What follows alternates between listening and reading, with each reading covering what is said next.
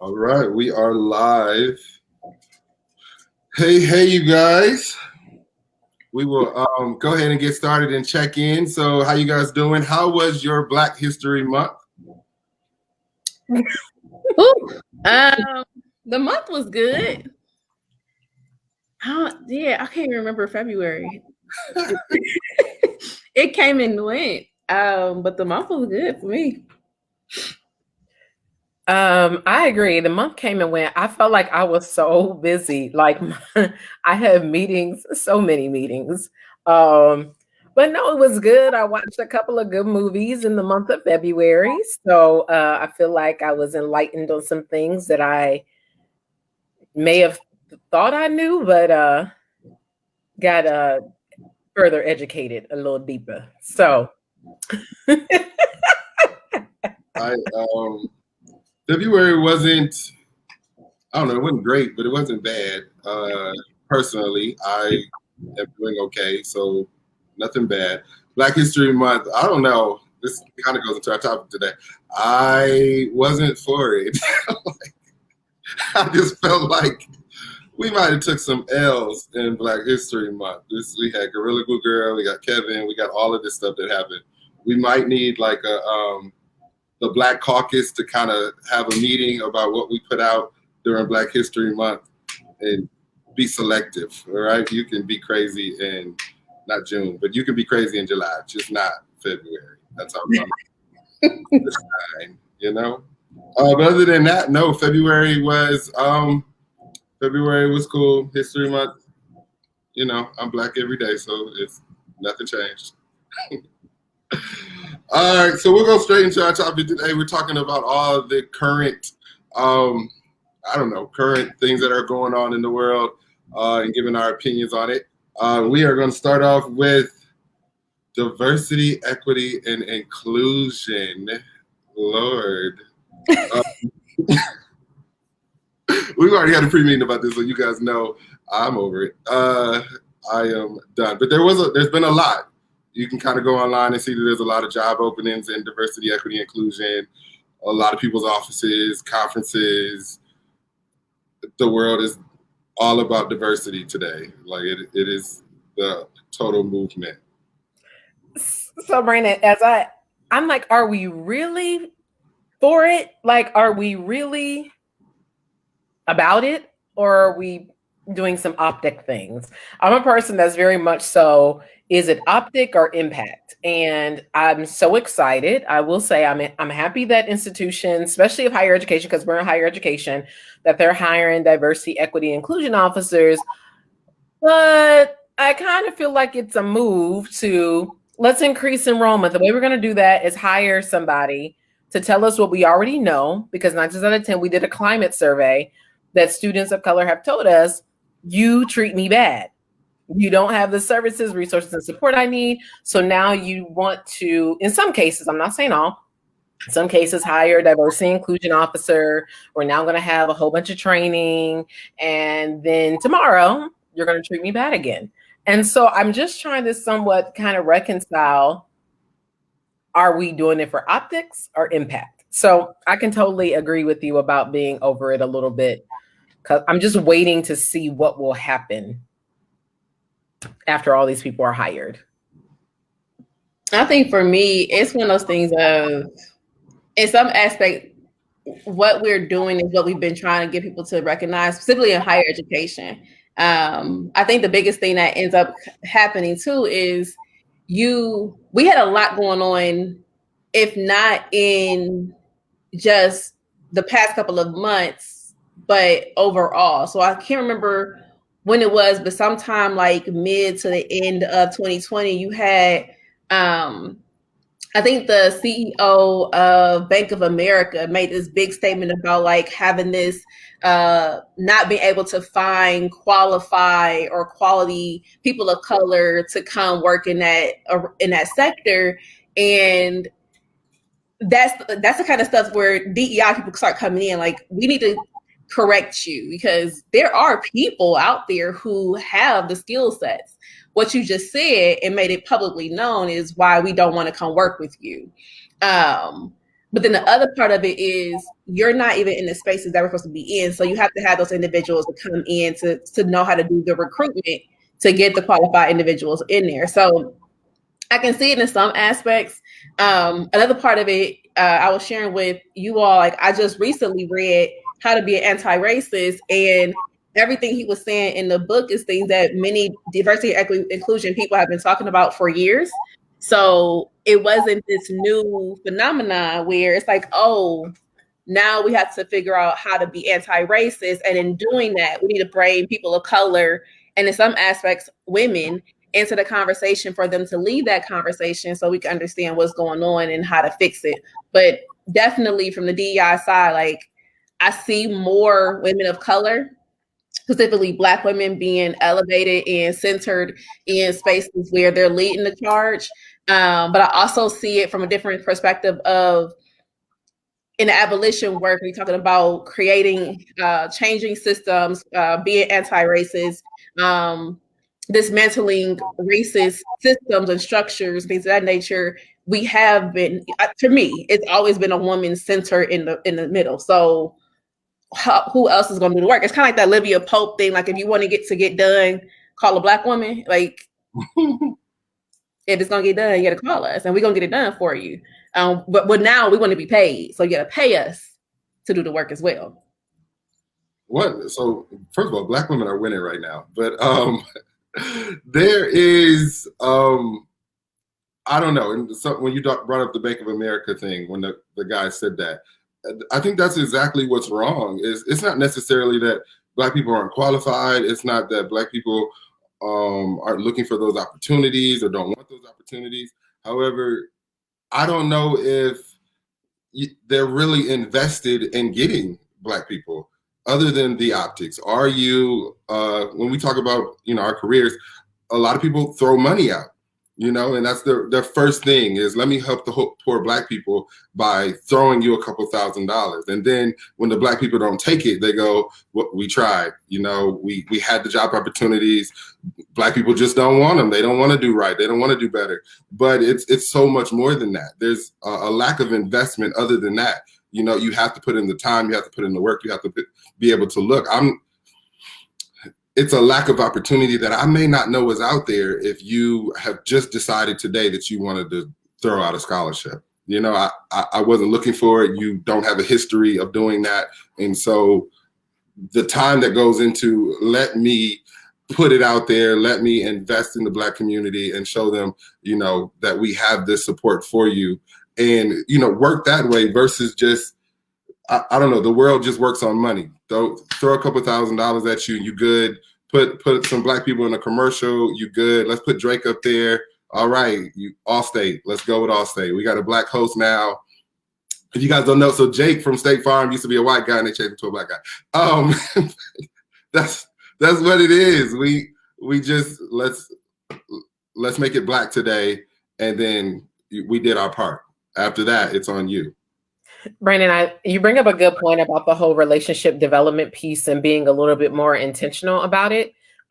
Because what one would realize is that the money that you're throwing at me is not that I don't want it or even need it, but you didn't put it in a relationship. It's kind of like you left money on the nightstand, and you want me to just take it. And it's like, wait a minute. And the thing about it is that by you funders are giving money to, I'll say, institutions of higher education if they're focusing on going in Black and brown communities and trying to enroll students. But the challenge with that is that, as you said, if you haven't built a relationship with me, if I don't trust your brand, then why am I going to decide to come to you just because you've now tied a dollar figure to it? If once again, the people I know that have gone with you, your institution, your product, whatever, have not been treated in such a way that aligns with their values, or treated in such a way that it speaks to them, then once again, you can't buy me. And I just think that sometimes that's what it feels like you're trying to buy me to come so that you can then look like you did something great, and you didn't. And so I think that it's funny. I feel like not just institutions of higher education, but overall institutions, if you really look at the notion of how you retain someone. You retain a person, and I know that I'm going to use a higher education context, but I think it can apply to multiple spaces. You retain someone by them creating a formal and informal connection with you, and they're seeing this added value of you a part of their life. It's like, and I don't think many companies are doing that. You're selling me a pipe dream, then when I connect with you, it's like, oh, okay, thank you for coming in, and then I don't see you anymore. So I think that there are some pieces there. But one of the things, Brent, I wanted to bring up when you were talking about hiring, I was listening, I think it was last weekend or a couple weekends ago, to an NPR interview. And this woman, she's a Black woman, and she was in IT. And she was talking about how companies are using like an algorithm where they're taking their historic data, and they're using their historic data so that when people submit resumes to that company, they're using the algorithm of people that they hired in the past. And they're saying, oh, these were great people. These are the skill sets these people have. These are maybe the colleges these people went to. And then when new applicants apply, the algorithm is reading that information and sifting out who doesn't align with those that that they've hired before and did well in that particular company. And so what it said, as the woman was talking about, that if your history is that you hire white males, females from these type of institutions, and the applicants that are coming into your pipeline are, let's say, and the thing about it is a resume, I mean, most people on resume, you don't put your race, but they're reading, oh, the school. So if the system's reading you went to an HBCU, somebody's making some sort of correlation, or the address and location you're from. Like, computers are now being the sifters, are kind of doing the discrimination before people. So it was just a very interesting aspect when you talk about, you know, hiring and how diversity and inclusion, if you use technology to try to find the right people, you could actually be discriminating and sifting out good talent to your company. So it was an interesting interview listening to that. Yeah, and I read How to Be an Anti-Racist too, and if you read it, like, it spoke a lot about policy changes. So if you want to really talk about diversity and inclusion and equity, I don't necessarily know if just throwing money was the issue. You know, have you changed your policy? Why am I sitting in another meeting and not a single policy has changed? You know, we're just having a conversation about race. And I that's cool for somebody who's never had that conversation. But for us, this is not new. You know, this is a racial reckoning for you. We already knew. This has been years and years of us going through this.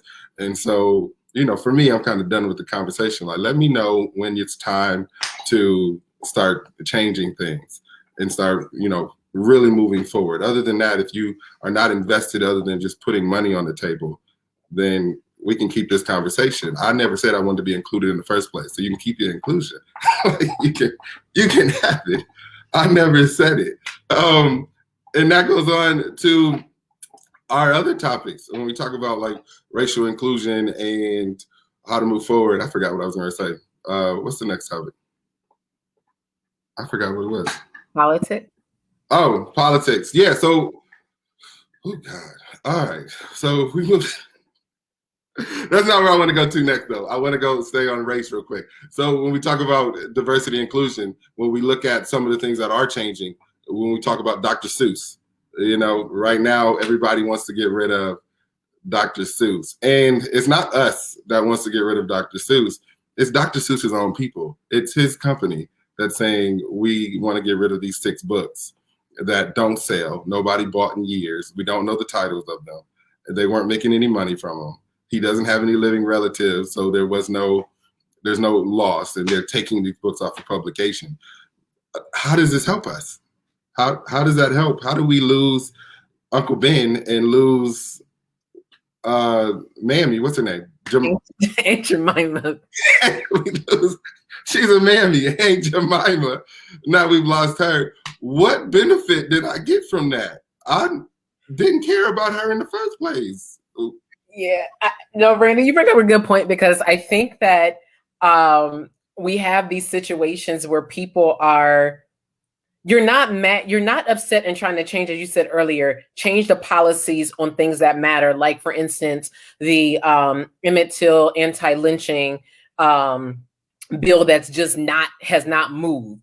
Like, you're not caring about that, but you are focused on Dr. Seuss and Uncle Ben's rice. Like, that does not connect for me. It will connect for me and impact my life, the life of my husband, whomever he is out there that is soon forthcoming, praise the Lord, and my children.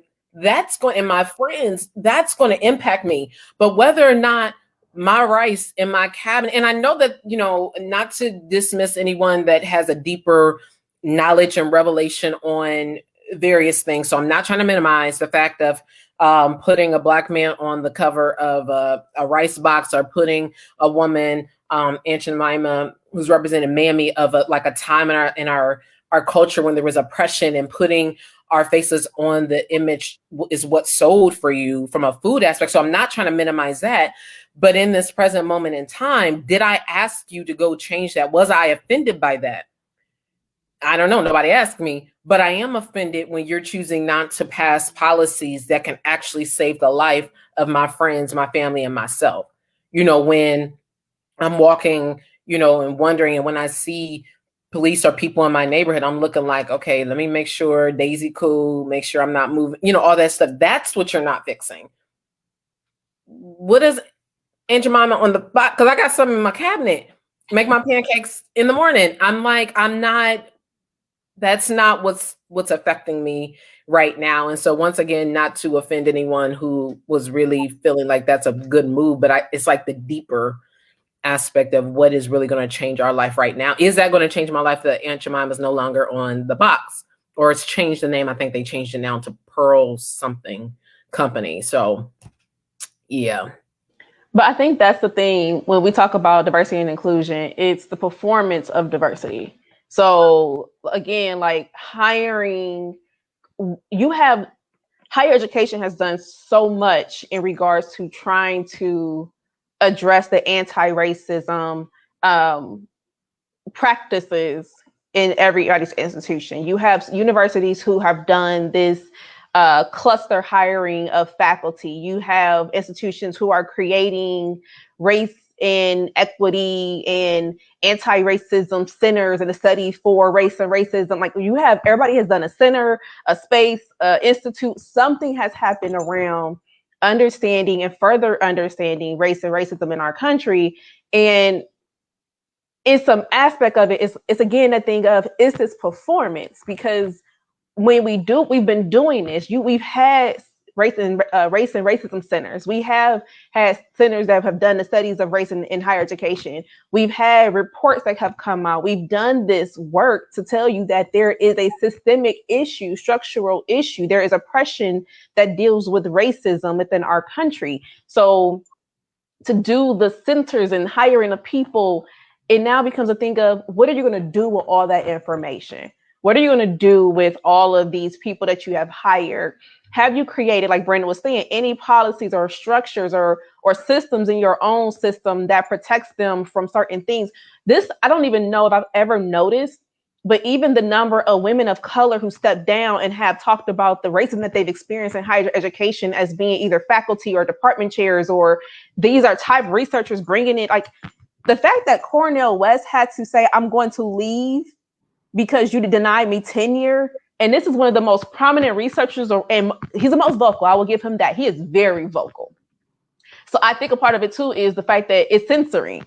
I think they said no because he is very vocal, but has always been vocal. Like, he has never not been vocal. So how all of a sudden are you not giving him tenure? Because of what reason? So I think, again, it's the performance of the DEI work. And I think the other part of that, I think, has been frustrating for those of us who have done this work, who have said to the institutions, who have said to higher education administrators, who have said to systems that we need to make changes within our system and not in programming. So don't hire us to come in and to be the advisors for the Black Student Union.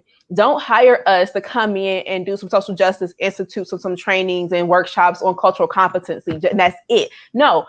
Allow us to come in and do a very thorough analysis and critique of the institutional policies, the structures around language, processes. How are we handling one another when it comes to various issues? Is there a system that addresses racism? Like, what is your protocol through HR? Like, we don't even talk about the fact that there are federal regulations that are protecting certain protecting classes when it comes to race, but yet we talking about we to figure out how to do this work. Like, it's already been there, but it's the performance of it. And I'm gonna say this and I'm gonna stop, but then you have the thing of you're bringing in all these individuals to do all of this work. And if it doesn't work, you're going to go back and say, well, we brought you, we did what you asked. So you asked us to bring in people of color, let them be the center who do all the work and who tells us how to make this work. But we didn't see much progress and change. So we tried it your way. Now we're going to go back to what we are used to. And that's what I feel like is going to end up happening at some place. Like, again, we have over 5,000 institutions in higher education in the US, and you have this influx of individuals who are going to come in and want to do the work. And then you have some of the old regime still in position who don't want to change. I mean, you have people who are combative, where you have people who are saying, I want to do this work. I'm here to come and help change you. But yet you have administrations, you have boards, you have donors, you have alumni who are very vocal and powerful and influential, to where you put a stopgate in front of these DEI professionals that you hire to say, well, you can do this, but you can't do this because this person is going to be upset, or it's going to influence this money that we typically get every year, or it's going to make this this funder, or whatever the case may be, or we might offend this researcher because they've always brought all this research money in. But if you do anything with their program, that might impact. Like, we had to remove the red tape. So yeah, you brought them in. You did the hiring clusters. You have the center. You have the new PhD program at University of Kentucky to focus on diversity and inclusion. Are you allowing them to actually do the work? Are you giving them the resources? Are you giving them some of that money that's been coming in and being donated to say, yes, great, and do this work? Are you giving them what they need, the access? Are you removing the barriers from the other departments in the area that are putting that stopgate there to prevent them from being successful? So I think what I want to see, and I think where also I agree with Brandon, is I've done the work. I've been in that space, and I want to see more of the action and not the performance. So don't perform and just hire me. I want you to remove the barrier so I can do what you hire me to do. So that way we can start actually having some movement and doing this anti-racist, because we've been trying to be anti-racist forever. We keep getting blocked. Yeah, and you see it in every aspect of life. And so we're all in higher ed, but outside of higher ed, as we shift over to politics, it starts at the top. Like, we see it in the White House that there is a lack of diversity. There's a lack of diversity in the Senate, a lack of diversity in the House of Representatives. And the way they think about us is through entertainment, So we have these, nobody brought Cornel West to the White House to have a conversation with him about Black America. Nobody brought Angela Davis in. Nobody brought Michael Eric Dyson. Nobody brought Tavis Smiley, cousin Jeff Johnson, anybody of those people of caliber who we would have said, you know what, those are people who can somewhat talk, even if you agree with them or you don't agree with them. That's a conversation that we could have respected. Who you did bring to the White House was Lil Wayne. Who you did bring to the White House was Steve Harvey, and these are entertainers who do not speak for Black people. And so you see at the top, like, these are just antics. These are for us to see. This is, you paid somebody to come in, and now Kanye West is the show person that you thought we were all going to rally behind. And he's not, and you don't think enough of us to bring in, and I don't want to say educated, because I'm not saying these people aren't educated or don't have an opinion, but you didn't bring in the scholars of this community, the people who we've set in these places to talk for us. You didn't bring them to the table because you knew they would have real substance to talk and be able to make change happen. And what you really wanted to do was be seen, and so it's in every aspect. It's performance, though, because even when, and I'm gonna say this, and people may have their opinions, but it was performance when Trump brought in the HBCU presidents. Absolutely. That was performative. Like, what did you really do beyond have a photo out with them while you signed a document giving us the money. And I learned this from Brandon, the money that we've already been getting. So you didn't do anything significant besides bring all these presidents into DC and take a picture with them. Performance. You met with the clergy because you know the Black community has a very huge tie to faith and religion. So you brought in the Black clergy to meet with you. But the other part of that is we don't listen to half of them either because they don't talk for millennial generation. So you brought in our grandparents and our parents to come and talk to you, but you forgot that us generation has the highest numbers for when it comes to voting. So you still miss a population. Oh well, you brought in Lil Wayne, as Brendan already said. Like we ain't listen to Lil Wayne. Like we stopped listening to him a long time ago. This man drink cough syrup and think it's okay. Like. Help me understand. And then you brought in Conway US, and I'm a pray for brother, but he's schizophrenic and bipolar. So how does he speak for, like, you have the wrong people speaking for the population. And the other part of that too, I would have paid to see him talk to Angela Davis and Cordell West and Michael Eric Dyson.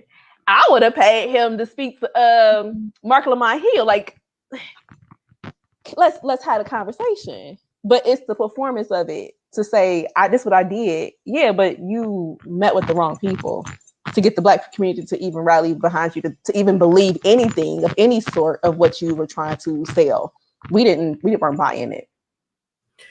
So I guess a part of me, my question is like, okay, so let's say, hypothetically speaking, all of those people, even in this current administration, let's say this current administration brought in the individuals that you all mentioned to have this like, let's bring everybody in, let's talk, what needs to happen. I guess it's like the moving beyond the talk to actually action. It goes back to what we had talked about, I think it was back in November or December. It's like, what do we expect? It's like, what is our desire at this present? I understand like the larger desire, like we want to, stop the killing and all of the things that are horrible that are happening to our people and other people of color and just like some just horrific things. But it's like it goes back to who has the agenda of what we want to have happen, who is going to be the articulator of the agenda, because I'm like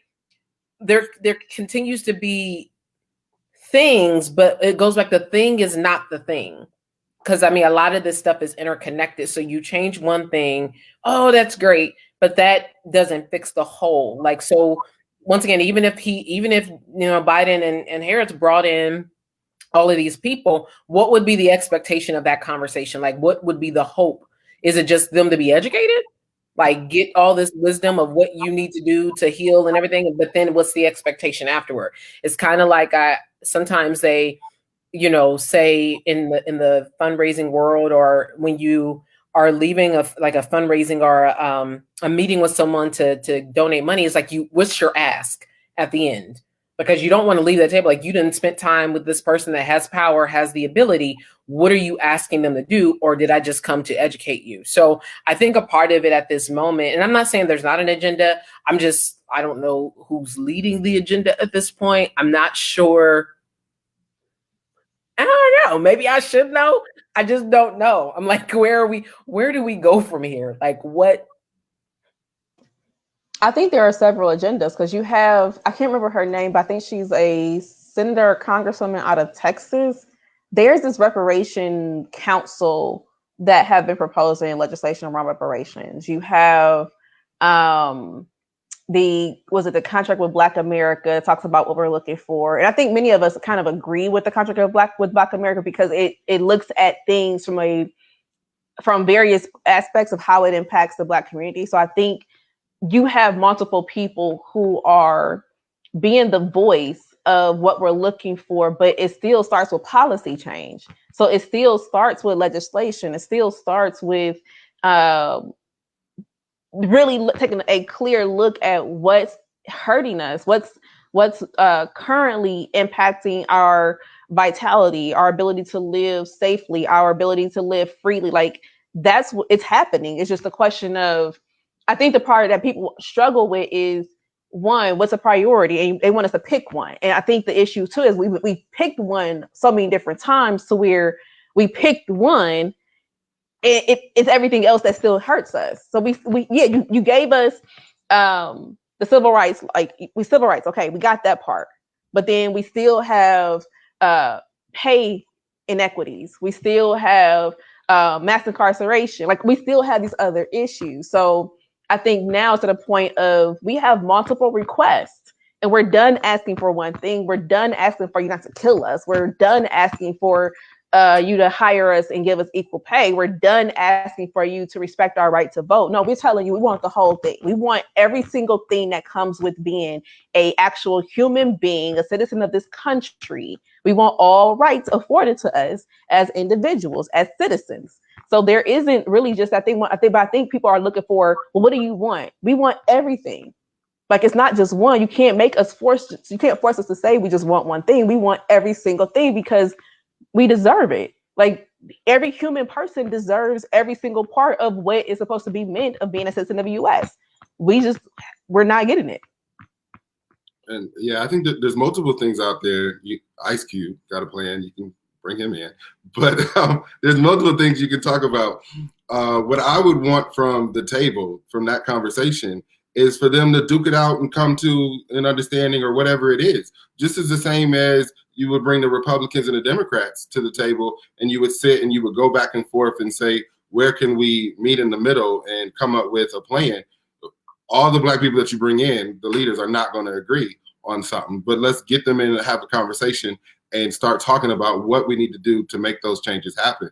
And because there's only certain Black people brought to the table, the ones who cannot have that conversation, you're not getting it. We can't get the policy change because nobody was in there. I mean, Lil Wayne wasn't in there talking about policy. He wasn't doing that. Steve Harvey wasn't in there talking about policy. He wasn't. He was talking about his book deal, what women want. That's what it is. And we need people who can come in there and actually know laws. You need lawyers in there. You need other people who can say, this is the issues in the Black community, and this is how we need to address it. And all of us can go back and forth and disagree and agree on what it is, but we need to leave here with a plan that helps our community out. So as we talk about politics, shifting over to that. God, so the last time we were here, I don't know, was that before the impeachment trials? It might have been, yeah, I think it was before the impeachment trials. I think the trials will start in that Monday. Yeah. God, so they didn't impeach him, which we knew. We knew that wasn't going to happen. You know what's really crazy, and so everybody knows I'm a big Obama fan, and whether you are or not, Obama brought a lot of hope, right? We all went in, we all voted, we were all excited, we were all energized about politics, and then immediately after the next run, we have all lost hope, right? And we are all like, politics don't work. You can't get the next generation to come vote. Where for us in 2008, Obama was a big deal. That our generation helped get him into office because we all ran out and voted. Now it's kind of like, and it's not our side, it's the other side who's saying, you know, voting's not working. Now that they're voting, we don't want to vote. And so that's what's happening. But I don't know. I feel like it's a gang war. And it's the real world reality MTV show going on that we're watching. Trump has been out of office since I don't know when, January or something, and we are still dealing with him. We are still having conversations about it. He is talking about running. They just had a golden statue built for him at one of his CPAC, I think is what it's called. He spoke at CPAC. And they praised Trump and they built a golden statue. I don't know if people have read the Bible, but golden statues did not work. Right? Oh, I was about to go there. Nebuchadnezzar had a gold statue too. Now I thought I was about to go. You didn't let me go back. I'm gonna roll it back. Go ahead. Golden statues built for this man at this conference that he spoke at. Now we playing. All right. And I think we have forgotten that America has really gotten full of itself and we think we can't crumble, we think we can't fall. But every large civilization that was in control has all failed. You know, you can ask the Mayans how they did. We don't know where they at. You know, all the kingdoms in Africa, we don't know where they at. All of those have failed. Greeks, that kingdom is done. And America can fall too. Like, we can fall short, and we are. I don't know what the hell we doing. I really don't.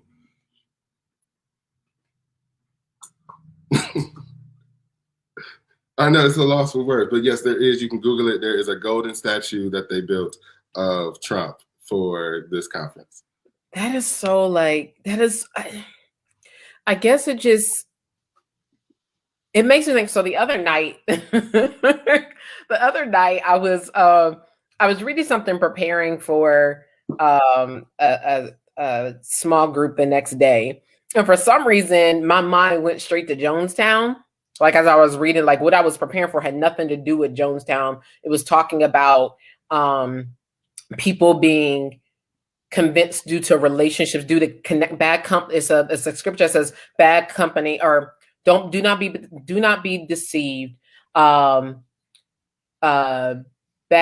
company corrupts good manners, or something like that. And I was reading that and I was thinking about it, and my mind went to Jonestown, where Jonestown, for people that aren't familiar with that, Jonestown, this man was a minister, and he had a church and people believed in him or whatnot. But eventually the work started to become cultish, and people moved and followed him. They went to another country.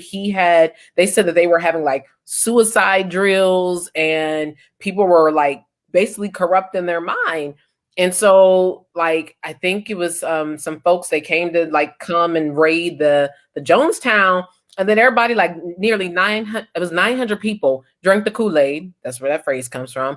And they died. My point in bringing that up was like, this person convinced all of these people of a particular way of thinking, of a particular way of life, like to the point that they committed suicide. I think about this, like, you have erected a golden statue. You are worshiping this individual. You stormed the Capitol, about ready to kill for this individual. And that just is so dangerous. And I'm not just saying, I mean, of course, Trump is not the only person that people have had that level of love, adoration, whatever you want to call it for. And there's other people that have died for the sake of a cause they believed in. I'm just like, a statue, Brandon? Like, it's like, what else? What is the plot? What is the plan? Like, over these next 4 years, like, what y'all planning? Like, y'all about to come back with a vengeance in 4 years, or y'all about to be real cray-cray over the next 4 years? Because, like, that's scary. So a gold set, like, that's just, I don't know, that's just real. Because if you think about it, once again, from the biblical context, when they raised that gold statue, it was 90 feet tall for Nebuchadnezzar. Anytime you heard the horns blow, you were to bow down and worship that statue. The fact you erected it, you didn't erect the gold statue for no reason. The horn blew, and y'all went to the state capitol. The horn blew, and y'all went to the state capitol in January. It's a bit nuts. And, you know, this is the conservative party. So this is the Bible Belt people. These is the evangelicals. These are people who read that story and they know it. If I walked into a place and saw a gold statue of somebody, I would immediately go like, y'all didn't read the Bible. Y'all don't know what happened. Y'all don't know about this story. Take that down. Like, who does that? I don't know, the ignorance of it, just to do it. It is, and so I'm not advocating for violence. I'm not doing any of that, but I question, like, so why didn't anybody get shot at the, one person, why didn't anybody get shot at the insurrection at the Capitol? Why were guns not pulled out on them? And not to say that I want that to happen, but I know people who got shot over a traffic light. You know, I know people who got shot in a Walmart with a toy gun. So you didn't pull out a gun or nothing, and folks was bashing in windows. Folks was leaving pipe bombs, and you ain't do nothing, not a thing. That's what's up. That's what's up. So after this, I better not hear that another person got pulled over for speeding and then got shot, because a person busting into the Capitol is okay. You wasn't scared enough to pull out a gun on them, but a person at a traffic light running it, you are scared enough to pull out a gun. You know, so the White House is nuts. Politics is really nuts right now, really backwards. They are sitting at that table, and I don't know if they're really doing this for us or just to represent their own gang, you know? And I say gang purposely. They are out here ganging, throwing up their signs and repping the Democrats and the Republicans, wearing their colors, and now I guess wearing their kente cloths and going in there and doing it. And I'm over them. Yeah, go ahead, Z. No, I was gonna say I don't have a comment. I mean, I think we talked about that in our last episode. It was like there's no way possible you could have had a group of Black or people of color storming the White House and the response be the same as what we saw. Like Brandon said, nobody was shot. Well, besides the one person. There was no tear gas being thrown into the crowd. There wasn't armed individuals with the barricades and walking through. I mean, a lot of stuff was just not the same. So when you had peaceful protests who had permits to actually protest, you responded by trying to get the National Guards being sent in. But then you have a true insurgency. You have people literally chanting, talking about they're going to kill politicians who look like them. And nothing happened besides you round them all up and you're talking about whether or not they're going to face charges. Like they got to go home. And they got to go back into an airport. They got a chance to leave. And yet we had young brown and Black people arrested for chanting in the street. Didn't do anything. Didn't approach any government building. They did not bring a threat to anybody.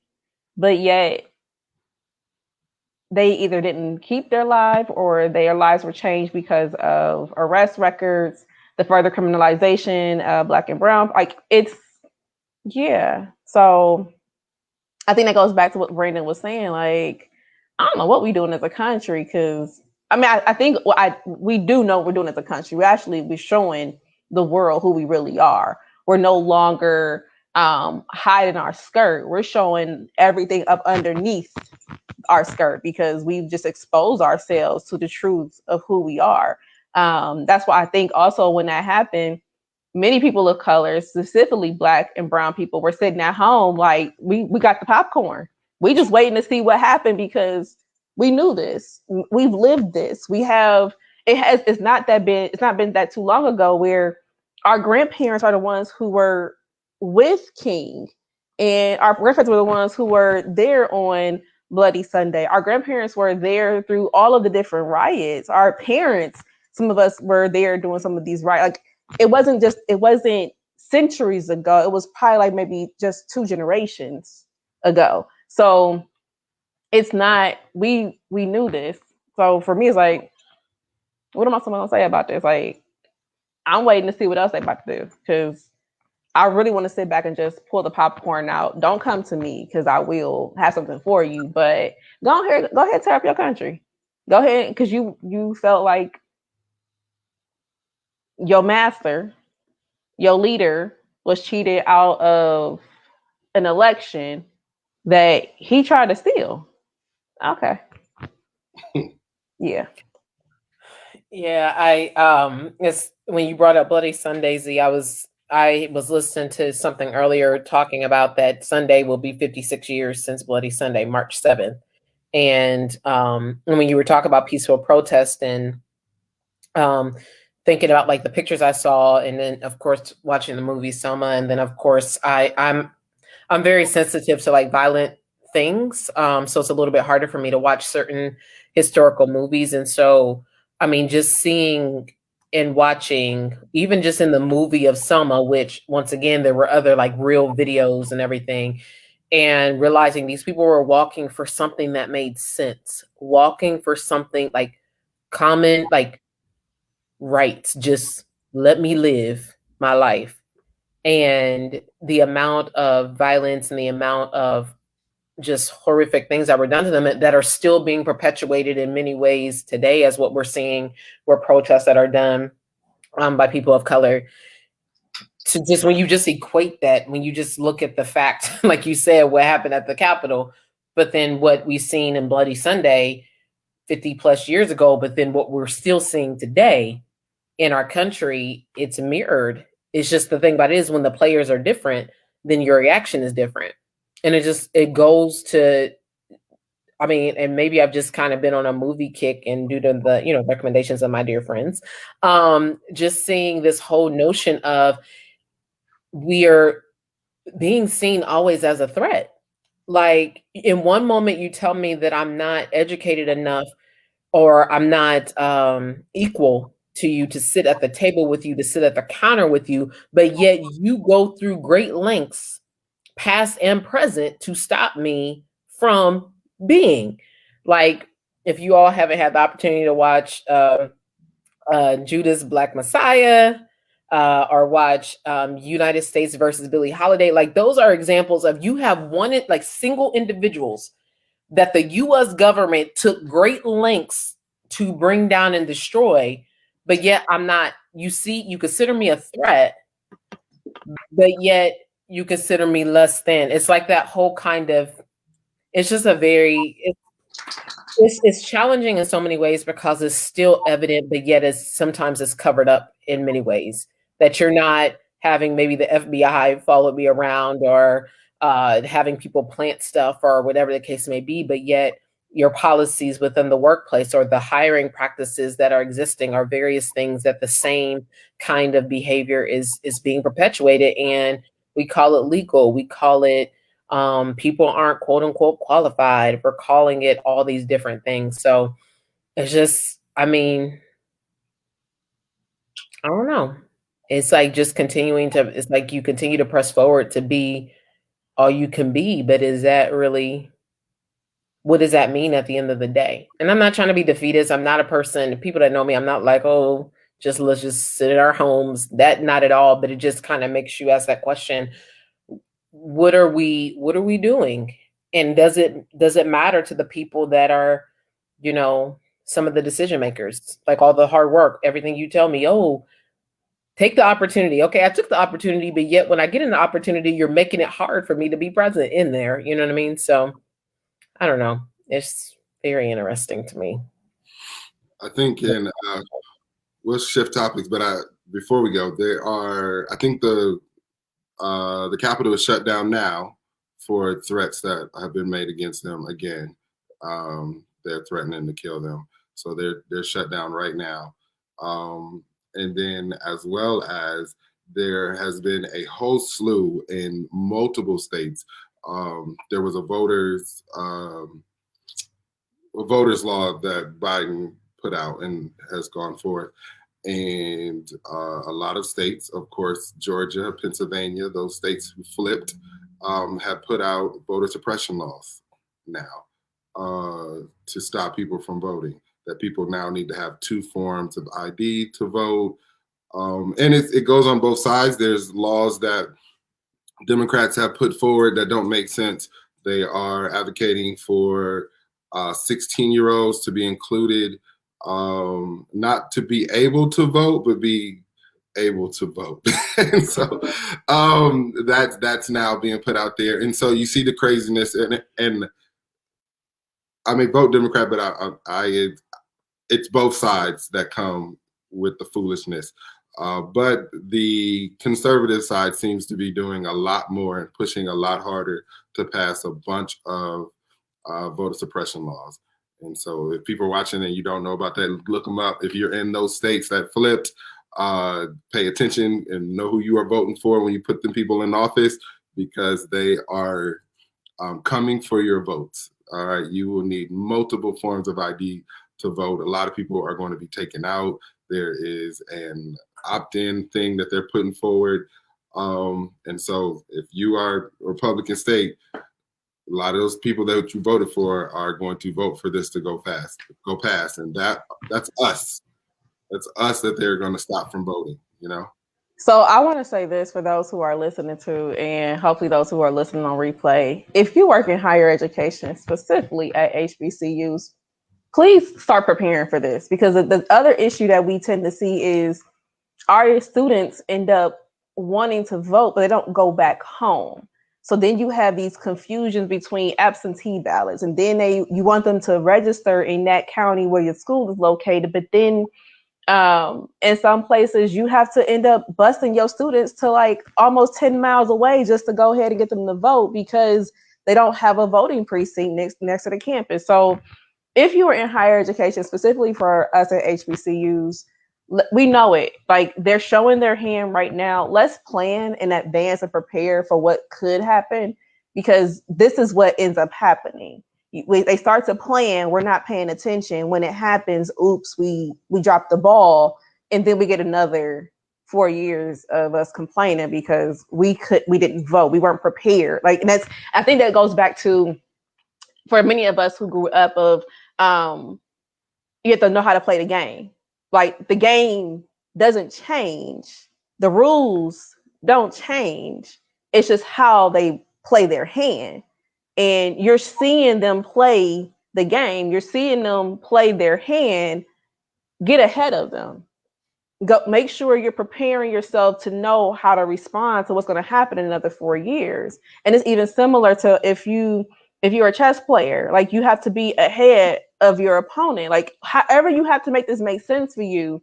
Let's not get caught up in, we have Biden and we have Kamala. Yep, that's great.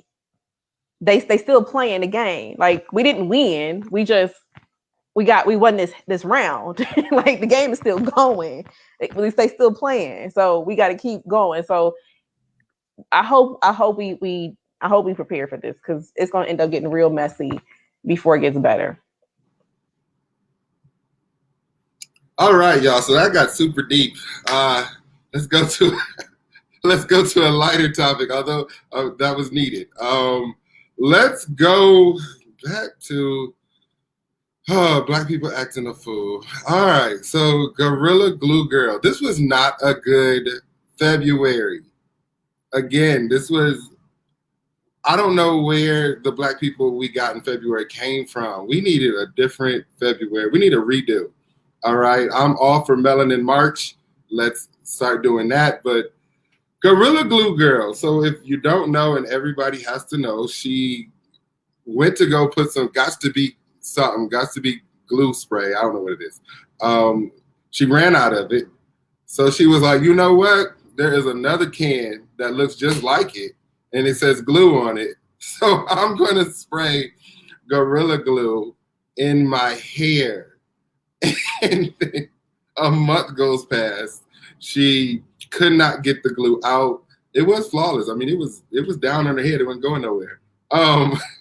And so she had to go into the emergency. They couldn't get it out.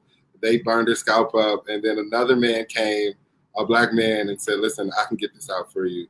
Don't worry about it. But yeah, so Gorilla Glue Girl, look her up if you have not watched the video. She sprayed her head with Gorilla Glue and then said, but it didn't say you couldn't put it in your hair. It said skin. You can't put it on your skin. So that's why she didn't know. You know, it's Gorilla Glue's fault, because they didn't say hair. They said skin. Is your scalp skin? Your scalp is skin, but you have layers of hair before it reaches your scalp. That's what she thought. That was the logic. And you know, the interesting thing about that is that's one of the reasons why at some point I wanted to go into law, because it's the semantics of language. So someone had to tell her that it didn't say you couldn't put it on your hair. Your hair is attached to your skin. It's not your skin. and told her to sue Gorilla Glue. I don't know what happened with that effort if she decided to continue with it. But if you want to play with words, your hair is not your skin. Is it logical? No, but we have got to do better. We have got to do better. What I loved about that too. So this is again going back to race and racism. So you had this young lady, or I think she's older than us, honestly. But you had this woman go to the emergency room, and they put acetone on her hair, and they try all this different stuff to try to break it down. And the black magic, the black boy joy, black whoever magic, this African doctor out of California was able to actually go and to do the scientist part of being a doctor, because I think he's also a scientist. So where he was able to go to the lab and figure out how to break down the adhesive component of the glue enough to remove it from her head to where it didn't do as much damage had she just used the acetone. So it's like we talk about all these different things that impact us. You want us to play into your system, into your game. You don't even know how to help us. Many of us don't even go to white hairstylists because you don't have a clue what you can and cannot put in our hair, and we're not going to even let you experiment. So the fact that she had to go to the emergency room, they gave her acetone to use, and this man was able to figure it out. And they told her like, oh, it's going to take a while. I think he did a surgery or had to remove like 2 or 3 hours, maybe 4 at the max. Like, we still save the day. And I'm pretty sure he probably sold that combination, what he was able to figure out to break it down. If he didn't sell it, he's gonna sell it. Like, and he didn't even charge her that. That's the thing too. Like,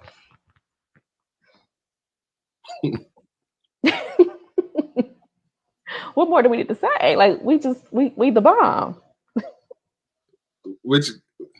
When we don't put Gorilla Glue in our hair. We got to do better. But to your point, that is why we need more Black doctors. We need more Black lawyers. We need more Black people. Because, she went to the white doctor and they told her acetone and burnt her scalp up and then sent her home after hours of burning her head up. It was like, listen, we've been here 10 hours. Go home. Here's a bottle of acetone. Every couple hours, because they kept having to stop because of her skin. Go home, every couple hours, redo, put this acetone on your head. And she couldn't get through it because it was so painful, because it was burning her. Ma'am, stop. But no, luckily a Black doctor came in and said, did what he did. I don't know. I was so embarrassed. I saw her come on my TikTok. I was like, when I saw her come on TikTok, I didn't know it was a big deal. And so I watched it and I laughed and was like, she was tucking her head. She was like doing like this. Look, y'all. And she had long nails. And she just kept going, look, y'all. And I was like, what is this? Then I saw it on the news, and that's when I was like, oh my God. We didn't have nobody else we could have talked about today. Nobody else. There was so much going on. We had new movies. We got all types of stuff. And now we got Gorilla Glue Girl all over. I can't. She's gonna end up in somebody's movie, somebody's Black movie, because that always happens. Because the one lady, oh gosh, there were 2 Black people that did something. The one lady, it's a fire. Ain't nobody got time for that. She ended up and then the one guy, I can't remember what the had your kids, had your wife. Yes. I'm like, so she gonna end up in somebody's movie. Watch. In 2021 comes to an end, she gonna be in somebody's movie doing like that. And it's like, I'm happy that now she knows not to use Gorilla Glue, and everybody thereafter now knows not to use Gorilla Glue. But is that what's gonna make that woman famous? Probably so. The foolery. And she probably didn't, like, I don't know. I don't want to say that she did it for that reason. Like, she probably really thought it was gonna work, but that's going to make her famous. I don't know what she does like in her regular, like her day-to-day life, but that is what has made her social media famous. Probably got people want to interview her and talk to her. And that's just sad. That's sad. Mm. She will be in the next Diary of a Mad Black Woman with Medea 10. She will be the star of it. And we love her as Gorilla Glue Girl. I don't know why, but guarantee this is not the last we have seen of her. And since then, there have been other people. There was a man who watched her video, said she was faking. A lot of people have said she, faked the whole thing or did it for attention. And he took Gorilla Glue, put it on a cup, trying to show that it wasn't real, put it on his lip, and let it dry out, and then had to go to emergency and get it solved. This is what we dealing with. These are the black people that they put on the news, and this is why they disrespect us, because they think we are Gorilla Glue Girl. I can't, I can't. All right, so speaking of speaking of folks doing stuff stupid online for entertainment purposes and make them famous, Carl, have you watched Kevin Samuels yet? I did not get to it yet. I'm sorry, y'all. It was a busy day. I didn't, but it's okay. So Kevin Samuels is a relationship coach who goes online, talks to women, and I don't know if he does it like not online. Like I don't know if like people can privately do this, because I can't see why people would do this. But they go on to Facebook Live and Instagram Live and talk with him about their relationship, and he utterly just degrades them. He tells you you're fat, you're ugly, you're old, you ain't got no money, you're broke.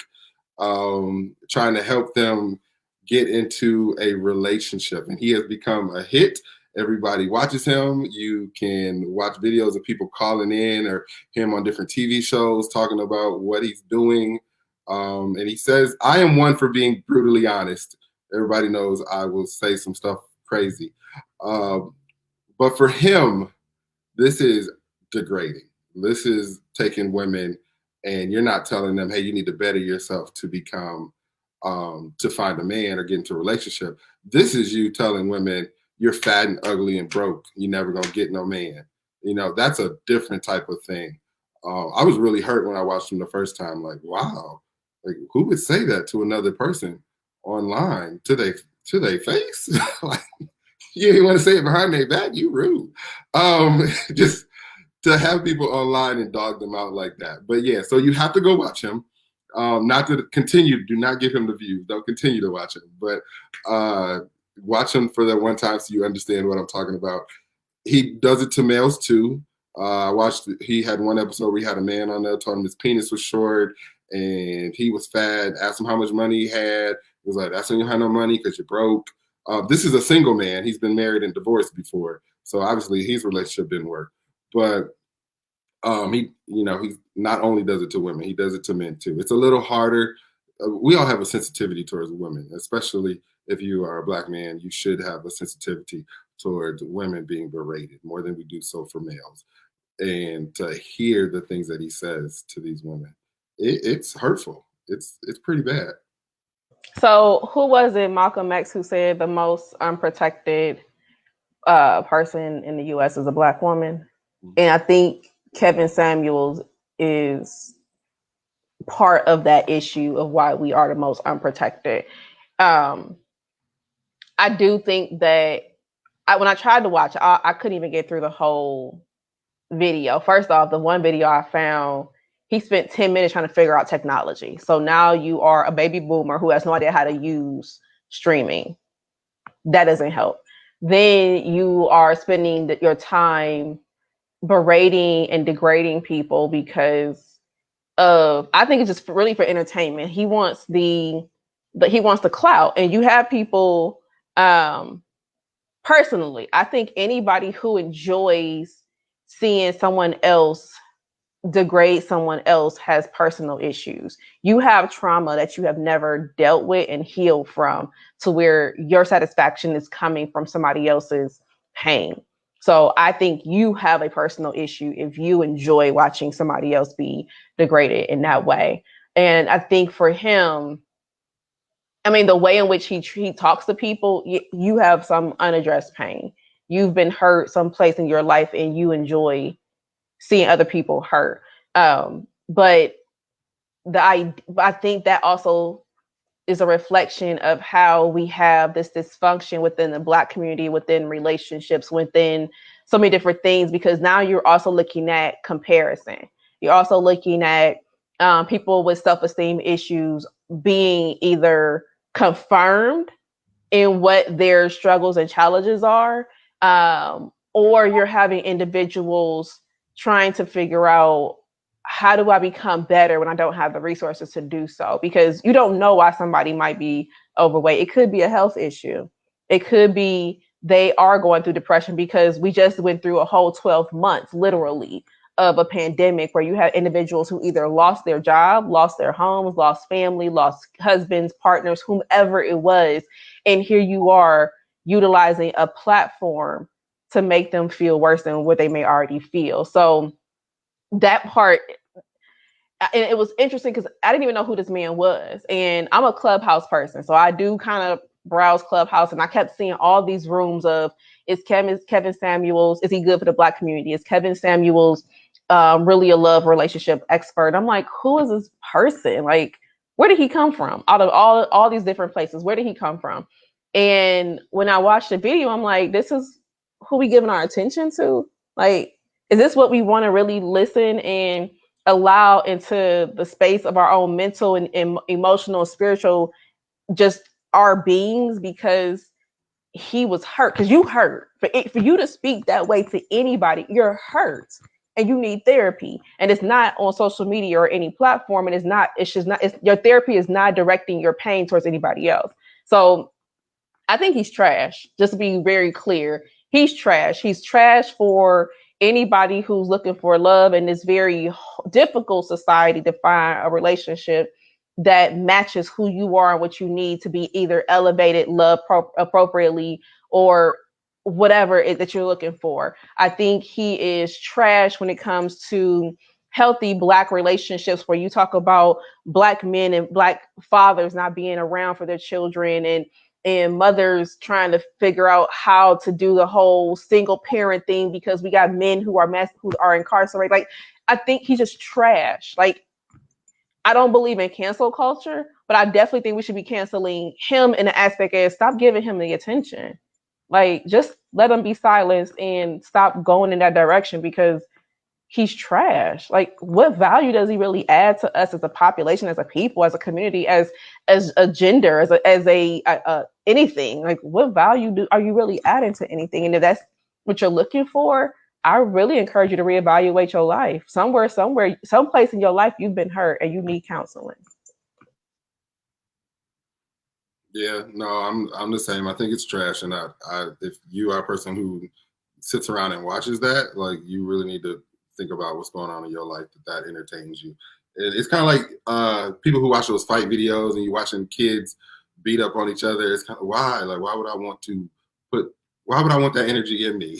I don't want to watch this. I don't want to see somebody get beat. I don't want to see a man talk to a woman this way. And there's a difference between, because you see a lot of people saying, well, what he's saying is true.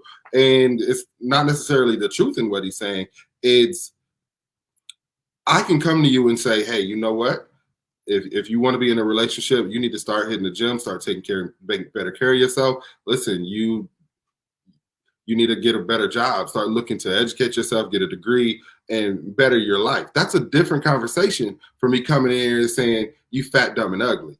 That's a whole different thing to say to somebody. And for a man to go on there and specifically, I mean, to any woman, but for me, for Black women, for a man to come up here to talk to people's mothers, to talk to people's daughters and say that, you got to be out your mind, yo. I wish you would talk to one of my family members like that, or even one of my Black friends, and say the things that you say. That is crazy, yo. And somebody, his mama, need to call him and say, who the hell are you talking to? Like, yo, where are the church mothers at? Where the church mothers at? Who needs to come have a meeting with him and say, listen, bruh? Or where the men at? Where the men that can sit him down and say, hey, no, you don't talk to our women like that. Like you don't do that. Especially you're not gonna put that online. Like if you want to go in your house, talk to your wife like that or your girlfriend, that's a different story. But you're not gonna go online and have conversations with women like this and then sell it. So I want to say this. If you are on Clubhouse, or if not, Dondre Whitfield, he has the book Male versus Man, or Man versus Male. And if you're not familiar, he talks about the difference between a male and a man. And he speaks in regards to a male is any of the anybody within the male identity, but a man there are certain characteristics that come with being a man. And it just dawned on me in a way to where what Kevin Samuels is doing, you're just a male, because no man, in my opinion, not no man that you want me to respect. So that whole respect thing, I can't respect you. That's not a man. But even then, I was in a Clubhouse room with Dondre Whitfield, and he was talking about, it was a very difficult conversation around sexual violence and certain things. I think like having this real hard talk with men about sexual violence. And a gentleman in that room got out of line. I mean, so out of line to where, of course, all Black women started going down his throat. There was really nothing he could say to where he could redeem himself, to the point he left. But what I appreciated was the men in the room spoke up. So the men in the room, they allowed the women to have their moment because they were heated. It was very warranted in regards to their response. But when they stopped, every single man in that room who was on the stage came and said, one, that the guy was wrong. They acknowledged it. The guy came back into the room. They addressed him. So you had men addressing another man about what he said, how he said it, how it was inappropriate, how it was wrong. And that was probably one of the few times, because we do talk about that. We don't have men who check other men, and they do it. At sometimes women don't see it. So we think it's being perpetuated. We think it's being allowed because we don't see what you all have in behind closed doors or in the barbershop conversation. We don't see those spaces. But to be able to see that, and I think it was late. Like we were in this room for hours just to one, you had the men talking about what was wrong, and you had the men apologizing. Then you had the men step up and say that if they are ever in a space and acknowledging that they would not allow any man, Black, white, Hispanic, whomever, to disrespect a woman was powerful. So I'm with you, Brandon. Like, I would love to even see, like, are there people checking him and not checking him behind closed doors, because he's not being disrespectful behind closed doors. He's doing it very publicly. Then let's see the men check him publicly. Like, we have to stop with that behind closed doors stuff, because not revealing our dirty laundry as a Black community is continuing to hurt us. And we have to actually stop trying to hide our shortfallings and actually be accountable for what we have perpetuated and we've sold. Because even at that point, what he's doing, he learned that from somebody. He learned that at some aspect. It wasn't just something that was born into him. Something again happened to where this has happened, and he's being supported and encouraged along the way, again, because he has a following. So where are the people who don't agree with him speaking up and do it publicly? We would love to see that we have Black men standing with us in a public setting, not just on a social media post where you say, I see you, Black, my sister. That's great. Did you check old boy who just called me a bitch because I wouldn't talk to him? Did you check the guy who overtalked me in the board meeting because he felt that my voice wasn't needed to be contributing to the conversation? Like, we want to see the public now. No longer are we talking about behind closed doors, in private spaces of conversations. Let's bring it to the forefront, because that's where we're missing the presence of the Black man supporting the Black woman. Yeah. I think I want to watch it. I'm not trying to contribute to the views. I actually just Googled and went on to YouTube, and the man has like 200, and this one video, 248,000 views, and I just became 249. So I think I'm about to go off of that. And on another one, he had 295,000 views.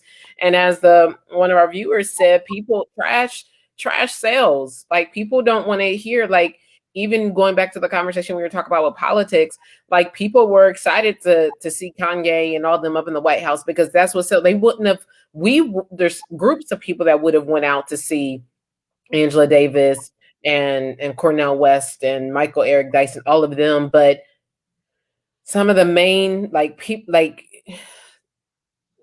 the entertainment sells, and that's what people are drawn to, and so it doesn't matter the hurt because you can hide behind your computer screen, you can hide behind, the blacked out, Zoom screen, change your name and be somebody different and sit there and watch it and not do anything about it because it sells. It's entertaining. And just think about all the things that have high ratings. It's the stuff that's the drama. People like drama, and that's the sad part because the thing about it is drama allows you to escape whatever is going on in your life.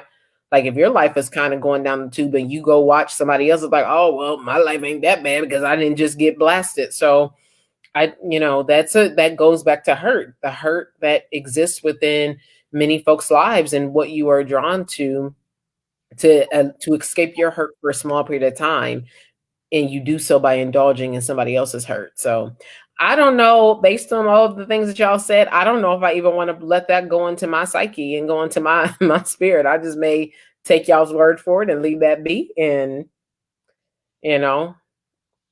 hopefully somebody will call Brahman on the carpet. We may have to ask our good friend Lassiter because they have some commonalities. Like y'all need to have a meeting about that. Y'all need to bring them into the chapter meeting and get that together. I'm with you. I don't necessarily, and we brought this up several times in lots of videos. One, because we're a circle of friends, but you got to watch who you are around in your circle of people. I don't have anybody in my circle who would do that. Like I just don't. I don't associate with people like that. And if I did, I would be the first one on the phone. Excuse me, yo, let me have a conversation with you about what you just did and how that was wrong. Let me check you real quick. You have got to make sure that you have people in your life who are going to check you and bring you to the table, who, are not afraid to say those things and, let you be vulnerable, have those moments, praise you when you need it, but also pull you to the carpet when you have to be pulled to the carpet. And I don't know if he has that. I don't know where his friends are, what's going on. I'm sure he doesn't have any. And if you are a woman who feels the need to call this man to ask about relationship advice, I would be thinking, is this the type of man that you want to be in a relationship with? Like, he can't give you nothing. He can't give you no advice that he's not living, So if this is the type of man that you want, then by all means call him and get his advice. But if you don't want a man who berates you, if you don't want a man who's going to talk down to you, then I wouldn't be calling this man to get any advice from him. And I don't know if I would call about getting into a relationship a man that's not in a relationship. Like, divorced. I don't know if that's who I would be calling. Why would I? You don't have the credentials in order to tell me how to get in a relationship because you're not in one. And I don't want to, you apparently got in one because you got married, but if you're looking for a relationship, you should be looking for a relationship that you can maintain and not just get into. And obviously he could not maintain it. And so he might have been divorced several times. I just don't know why anybody ever called this man for advice. When you're looking for jobs, it says right there what the criteria is. This man has none of them. So don't call him. He does have money. He drives a nice car. He wears all black and has a nice scarf that he wears. Listen, that is not qualifications for your man.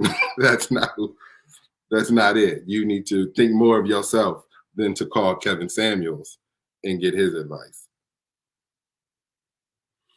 Oh, Jesus. All right. So we've been on here over an hour. Did we miss anything? I think if we add the last topic, we'll probably be here for another 45 minutes. What was the last topic again? COVID 1 year later. Oh. I'll give y'all 10 minutes. So everybody, it's been a year since COVID has entered into our atmosphere. And let me not say it entered, it became more publicly known within the US. So we all are, as some form or fashion, have been remote, quarantine, limited interaction, all of that. What? What's wrong? Good drum. Good drum. Wait a minute. Hold on. Oh, no. Big brother, you just hurt my feelings.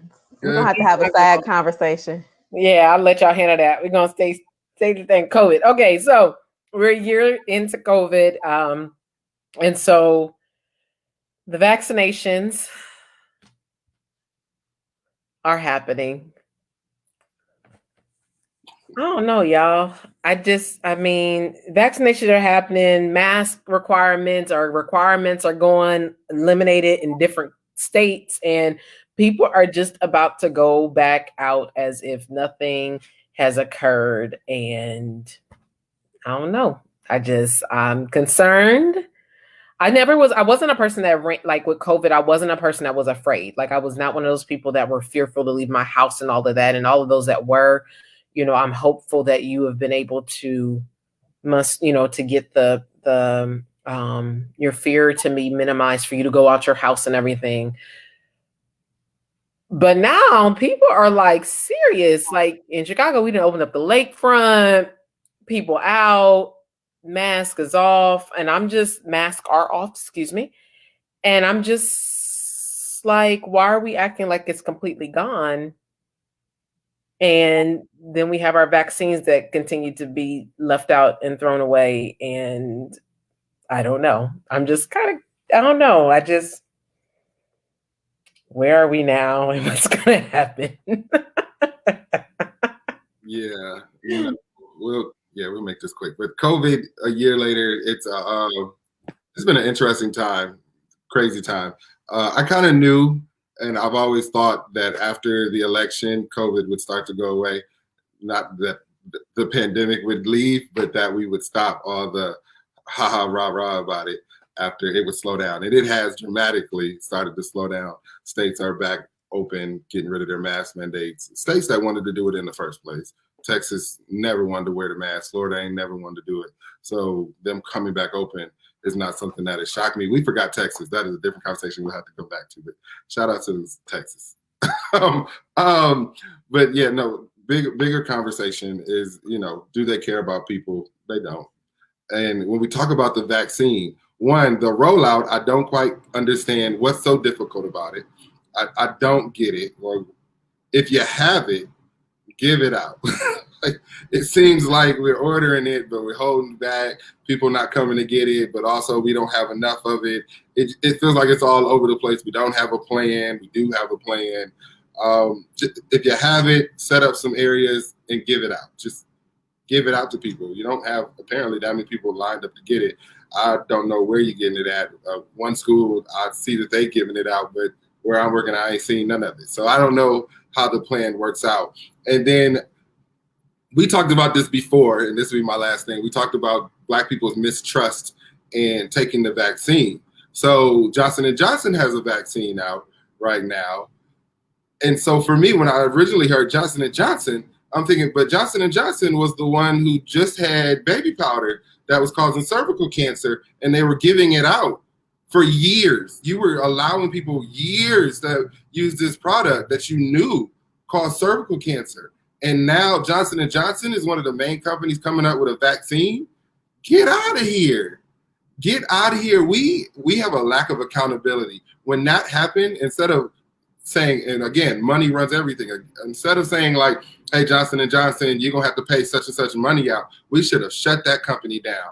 Like, you caused people lives, yo. You killed people. This is murder. You should be shut down.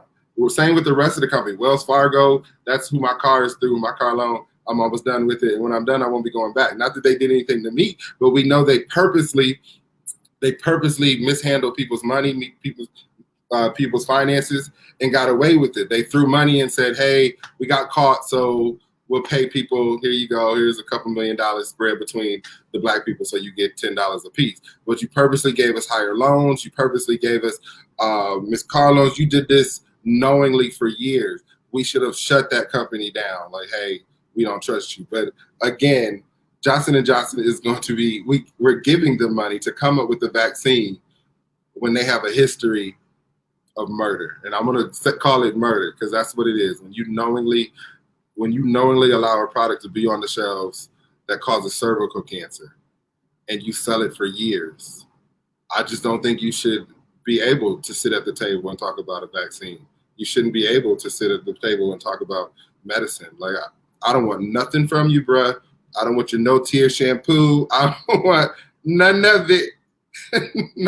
not a thing. I just, I know people who have died of cancer. What if they were using your product? I know that I have been covered in baby powder. I know that somebody, mama and auntie, had me with my diaper and was like, I know it. So I'm not for it. But I'll let it go so we can move on. I mean, y'all already know how I feel. I'm not. I am one of those people that look at Tuskegee experiment was not too long ago. I don't trust the government when it comes to any type of vaccine, I just don't. So when I got to the age of 18 where I can tell you what I do and do not want, I opted for not. So I don't trust it. I think it's too new. I don't understand the idea that there are certain vaccines you have to take now, then take it later. But then they talk about you take it again another 6 or 7 months to make sure it stays active within your body. I don't agree with it. Then the other part of it is the fact that it expires if you leave it out. So if whatever active thing is in this, it can go bad, which means the vaccine is no longer effective if you leave it out. What are you putting in my body? I need to know all of the components and ingredients in this vaccination before you put it into my body. It's bad enough that we're eating foods that kills us, and you aren't 100% transparent about what's in the foods that we're eating.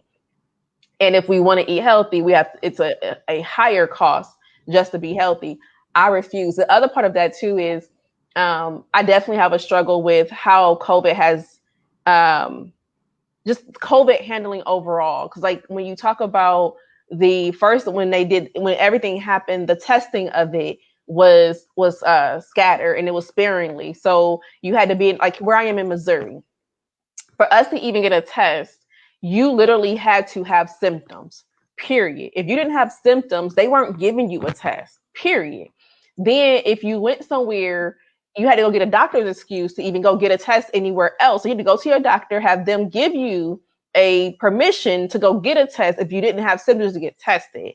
Then they had testing sites, but they weren't in every available location. So if you missed the site here in Cole County, the next closest one was St. Louis, 2 hours away. And that was the last testing time time frame for another 4 or 5. Like the whole process has been trash. So even just the testing aspect, even talking to my colleagues here where we had testing on campus, we were giving the testing resources to do testing on campus. Even that expired after a while. So like, again, what do you all do?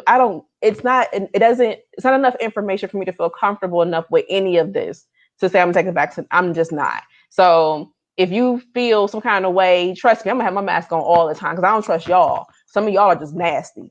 I don't think that you've ever done anything clean prior to, because that whole idea of putting bleach in water, Black folks been doing that. Like, help me in this. So I don't trust people to be clean. So don't worry, my mask will always be on. If you think I might be giving it, don't come by. My space is great without your presence because I won't be bothered. But I don't. So if it gets to a point where they're requiring the vaccine to travel, I might join somebody's legislation to have that pushed back and tell you that that's unconstitutional because I don't know what you're putting in my body. And I have a right to protect my own well-being and safety because you failed at that, as Brandon just pointed out. Johnson & Johnson for years was giving people cervical cancer. I'm pretty sure there's probably a higher number of Black women associated with that number than anybody else. So, but you want me to trust you? I'm good. Nope. So I ain't getting it. And definitely no condemnation to those who have. I hope that your experience has not been traumatic. I'm hearing just the differences of the impact of the you Betty. Get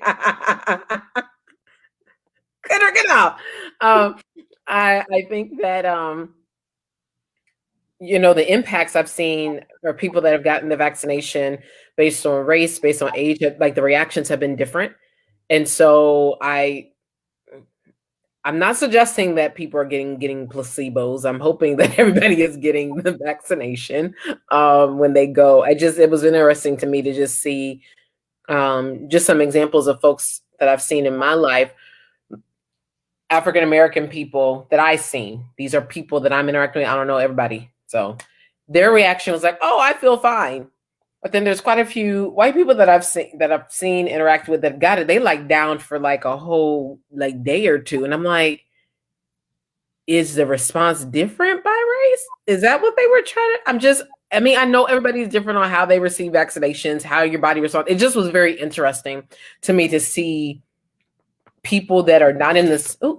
Sorry, my light was about to fall. People not in the same cities, not in the same, age range, but the same race have a similar reaction. And then people that are not in the same city, not, same age, but in the same race had this traumatic, like, I can't get up. I need to not do life for about 2 days. And I'm like, okay.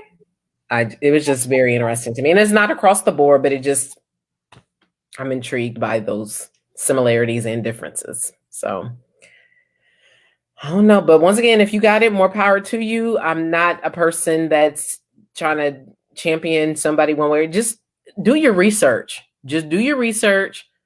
Be comfortable in your decision. People are going to disagree. I agree with, Z. I'm curious on what kind of requirements will we try to put in. I mean, as you know, people are going back to school. Schools is opening up. Teachers have vaccinations. I was telling Z and Brandon about my father who lives in a country that they are distributing cards. Like people that get vaccinated, you have a card. If you don't have a card, you're not going to be able to enter in some public places. And so and I asked him, I said, are you able to still get food, go to the store? He said, well, where he lives, they don't have like stores. They have markets like out in the, like, kind of like a farmer's market kind of thing. I'm like, okay, but the moment that he can't go to the store because he don't have the vaccination, and then the likelihood of me being able to get him over into the country, out of his country, so he can actually have a livelihood, it may not be possible because he may not be able to get on a plane to come from the country he's in. So I'm just like, but at the same time, I asked him, I said, do you have access to it? He said, not right now because it's going to all of the more elite people in the country. So I'm just kind of like, that's just I'm just curious if we're going to enter into a culture that way, that you don't have it, you do have it, show your card. If you don't, you can't enter in, you can't have access. It would get very interesting if we get in that direction, the have and the have nots of the vaccine. I don't know. Nothing surprises me nowadays. But the interesting thing is we don't do the same. So again, I don't know what happened as a kid, but in my adult years, I don't remember us doing any type of the same for pneumonia or for the flu. So I get things happen and we've lost a lot of individuals, but I'm curious and I would love somebody to do this, and I'll do it myself after this. But what's the number of people that we've lost to pneumonia? What's the number annually that we've lost to the flu? I mean, coronavirus actually is not a new thing, because if you actually read the Lysol can, it's been on the back of it forever and a day. It's just a new strand. But we have viruses all the time. We have viruses all the time. So, but we made this a thing.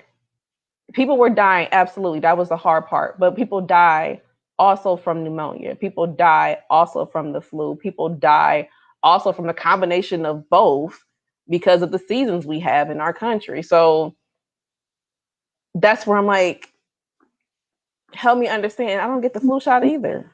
Like, I think from an educational aspect, I feel like the when they open up more ages and it gets down to the college age, it's no different. If you think about it, it's no different than I think when I was in college, 2001, when I went to college, they required all of us to live in the residence hall to have was a meningitis shots.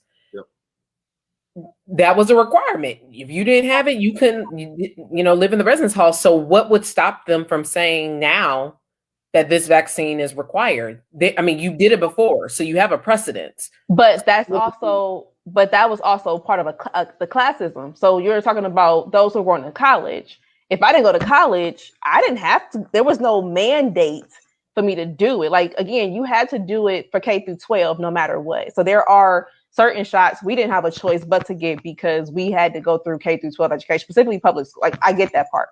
But if you didn't go to college, your last shot was what you got at 14, not 16. Because majority of your last shot for your MMR typically is 16 or 17.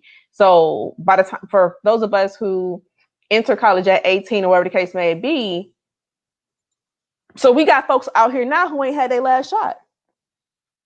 What's the difference? No, you're right. I'm just saying, my point in saying that is just the precedence that's already been set in the context of having required vaccinations. So people that maybe, however this pans out, I just feel like it's going to come where it's going to hit and there's going to be a mandate in the educational realm. I don't know which way, I don't know which how, but it would not be a new thing. Now, how people react to that is going to be different because I don't remember, maybe because I was a freshman in college. I don't remember anybody shouting or being mad, but at the same time, meningitis was not from, I don't know the context of deaths and everything from meningitis before I was required to get the shot. So maybe there were, I don't think it was at the extent of COVID, but my point is that there is a precedence, as we know, MMR, meningitis, there's a precedence of a requirement in order for me to gain access.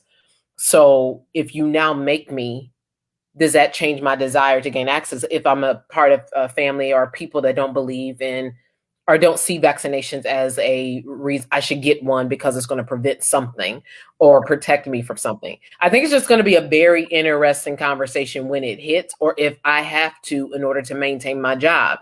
That's just going to be a very because we have a precedence for it now. We have precedence of vaccinations being required. So then what makes this one different? And so that's just something I think we got to prepare our hearts and minds for somebody to be like, you're going to have to. I'm not saying that that's going to be a good thing, but there's somebody who asks you, what's the difference? You did it then, so why wouldn't you do it now? So it's just one of them things. I'm just like, I don't know when, I don't know how. I'm just. I will not continue this conversation because I don't want to say what I want to say. But I will say this, though. If you know what I know, this ain't the end of it because there will be some things that you got to show. I'm just saying you might want to read the whole book. I know the conservatives didn't read all of it. But if you read the last chapter of the Bible, it's going to tell you it's going to happen.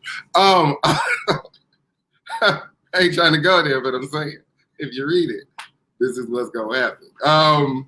And there will be more to come. All right, listen, yo, we've been here for a long time. It has been a long day, so let's call it a night. Before we do that, so it is Women's History Month. We didn't go into a lot of, we did. Listen, so Black women have been hit hard this month. We got Gorilla Glue Girl, but then we've also had some really, really positive things, awards, women in movies, women, whether you're for the vaccine or not, a Black woman is one of the people who created one of the vaccines. And so women are hitting. I would be beside myself if I didn't say, or throw a shout out to the two women on the show with us, people who push me, people who support me, who are not afraid to call you to the table when you're wrong, but also praise you when you're right. And so shout outs to these two. I totally believe that sometimes we talk about history and we look around for women in the past or women who are so far removed, when there are women right in your backyard that you see every day who are your history, who are part of your life. Our mothers. I was raised by a mother and aunts. One side is all men, but the other side is all women. There are 3 males on that side. The rest of it is all women. So I definitely have a great appreciation for the women who are in my life, who, shout out to my Aunt Jen, she died, but rest in peace. But Aunt Jen could hug me and put all my pieces back together. My Aunt May would make sure she snuck me to the back of the room and give me that extra thing she bought me or that extra piece of cake. So I can honestly say that my life has benefited from women, aunties, mothers, all of the people in my life, and especially these 2 women who are on here as well. So shout out to Women's History Month as well. My heart was a little crooked, but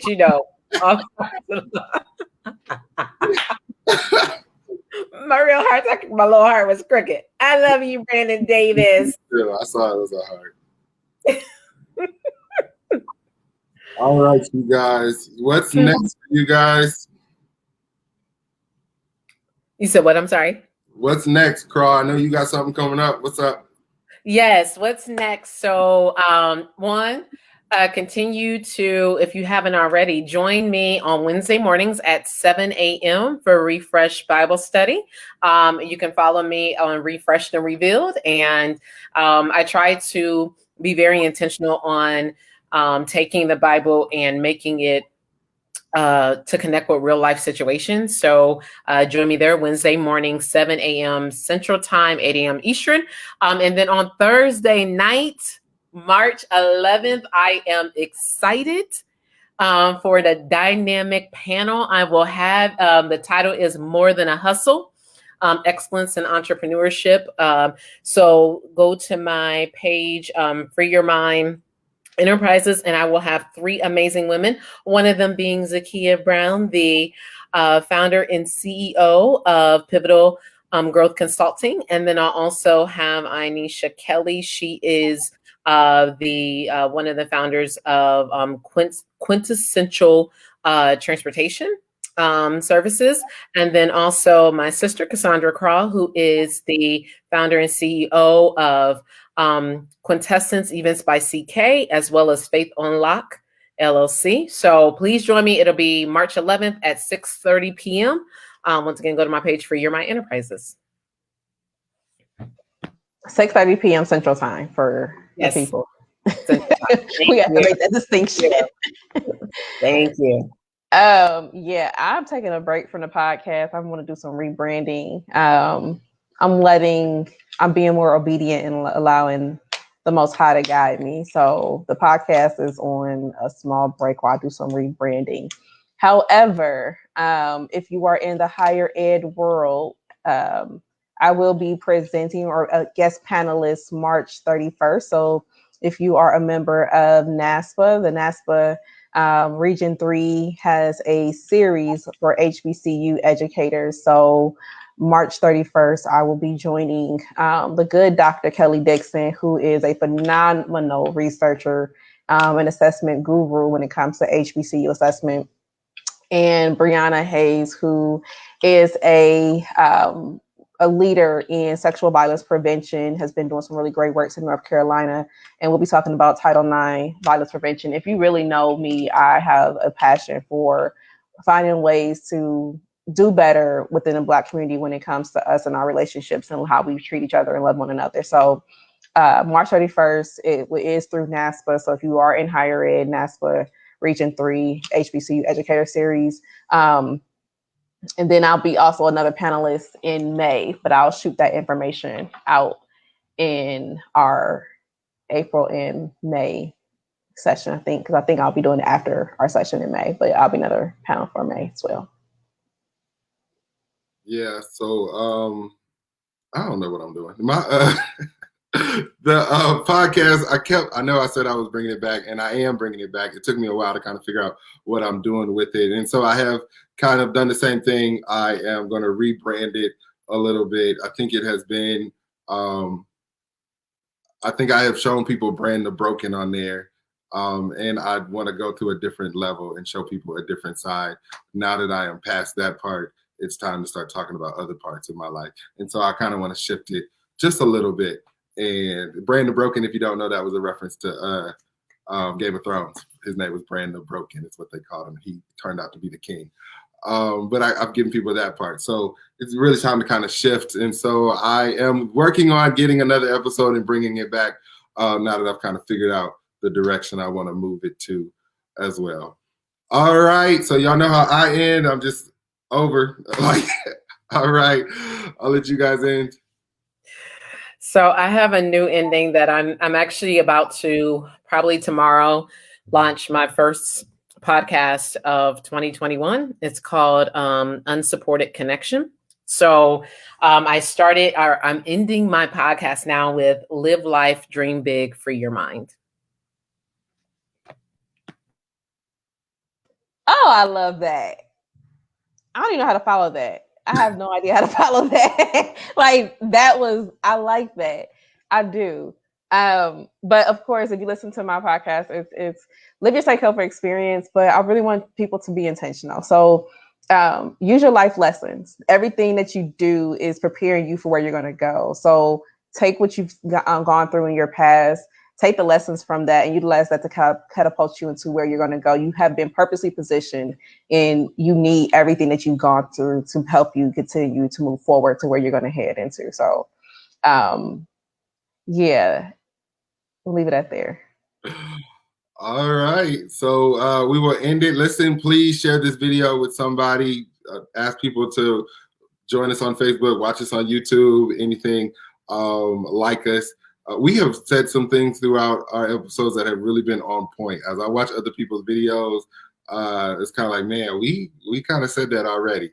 So we've been hitting some really, I don't know the word, but we've been hitting some really cool topics and saying some things that y'all need to pay attention to. All right. So that was it. Thanks for watching.